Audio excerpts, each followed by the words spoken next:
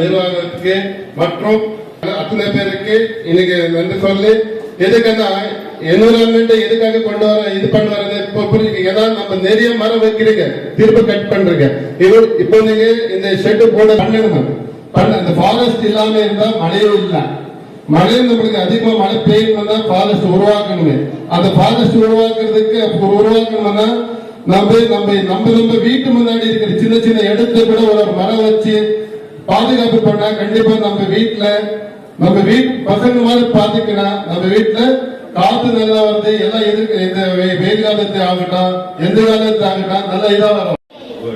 இன்னைக்கு யார் வந்திருக்காங்க தெரியுங்களா? டைட்டான்ல இருந்து சரத் சார்.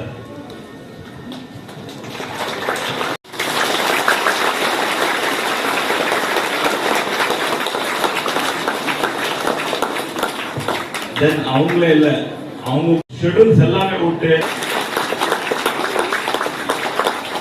தென் மோரோவர் நம்ம எஜுகேஷன்ல இருந்து சிஓ சார் வந்திருக்காரு முன்ராஜ் சார்.